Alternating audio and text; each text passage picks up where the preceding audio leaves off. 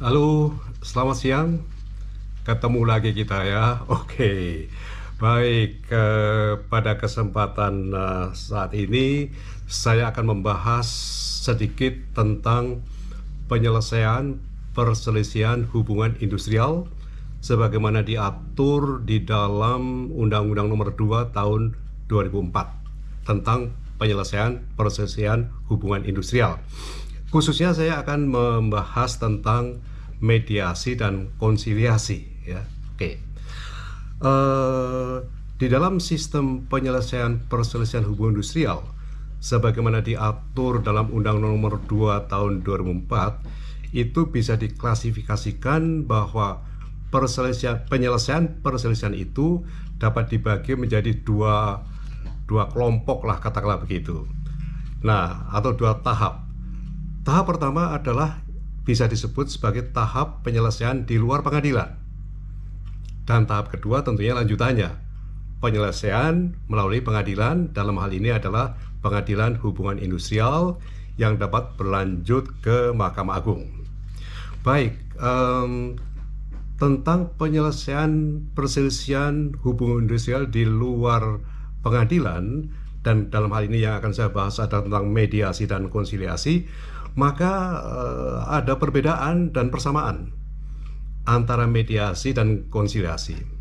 Oke, sekarang kalau kita mulai dari persamaannya, persamaan antara mediasi dan konsiliasi adalah bahwa kedua lembaga ini tugasnya sama, yaitu untuk membantu para pihak yang berselisih untuk mencapai kedamaian, kesepakatan, membantu ya, gitu. Oke.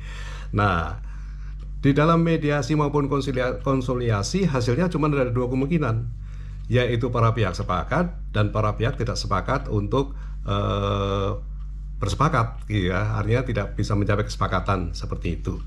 Nah, itu persamaannya ya. Sama-sama dua lembaga ini membantu untuk menyelesaikan perselisihan antara para pihak tentang perselisihan hubungan industrial.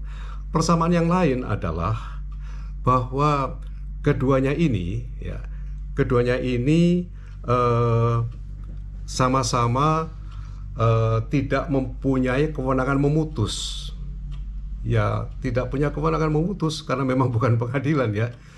Oke, tetapi dua-duanya kesamaannya adalah punya kewajiban untuk memberikan surat anjuran tertulis kepada para pihak apabila para pihak sudah menyatakan tidak bisa mencapai kesepakatan.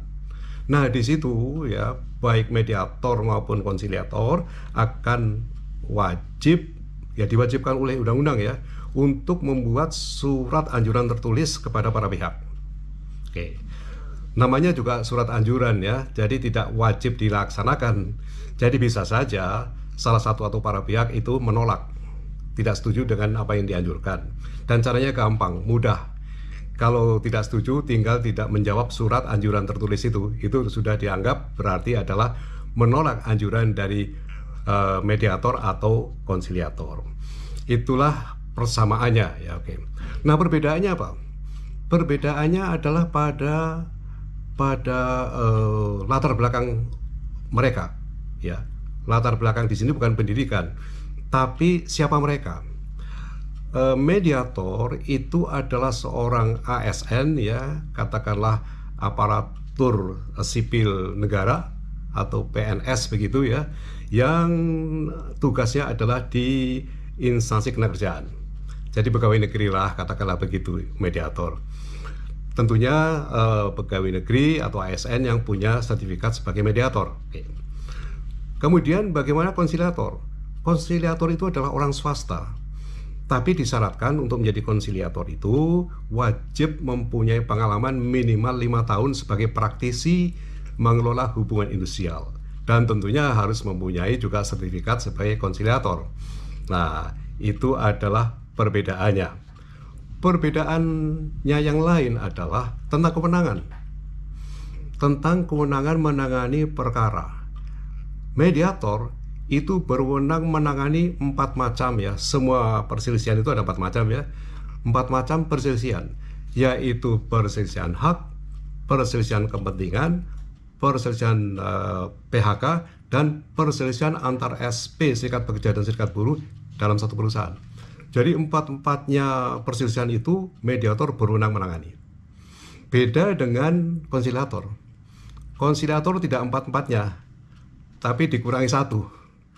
Jadi konsiliator itu tidak berwenang menangani perselisihan hak. Jadi konsiliator hanya berwenang menangani perselisihan kepentingan, perselisihan PHK, dan perselisihan antar serikat pekerja, serikat buruh dalam satu perusahaan. Oke, itu perbedaannya.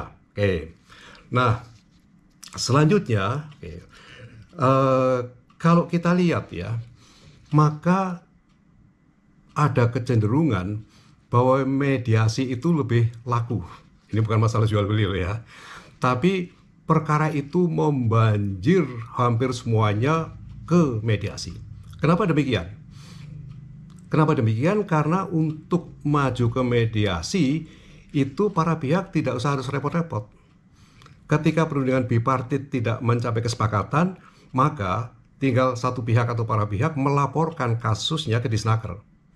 Melaporkan bahwa kami dari PT Maju Makmur dengan Budiman namanya sebelah begitu telah mengadakan perundingan bipartit, tetapi kami sepakat untuk tidak sepakat. Nah, jadi ini dilaporkan kepada Disnaker dan semua berkas-berkas lampirannya disampaikan kepada Disnaker. Disnaker akan menunggu 7 hari kerja. Apabila dalam 7 hari kerja para pihak ternyata tidak melakukan upaya lain, jadi diam saja, duduk manis saja, maka berkas perselisihan mereka itu dikemas, kemudian diserahkan kepada mediator di Disnaker. Nah, jadi bisa dibayangkan ya, perkara mengalir semuanya ke sana, ngantri itu, ya ngantri ya, wah bisa ribuan dan sebagainya ya. Oke, jadi dengan kata lain, mediasi memang menjadi paling ramai, karena para pihak tinggal duduk manis saja. Ketika sudah gagal di perundingan bipartit, tinggal duduk manis nunggu panggilan sidang. Yang memanggil adalah mediator untuk bersidang. Beda dengan konsiliasi. Untuk menyelesaikan perselisihan melalui konsiliasi, para pihak harus datang, harus menyurat kepada konsiliator tertentu, ya, mengatakan bahwa kami mohon bantuan konsiliator untuk menyelesaikan perselisihan kami. Seperti itu. Ya, bisa dibayangkan ya, bagaimana menulis surat dan sebagainya, tidak ada waktu.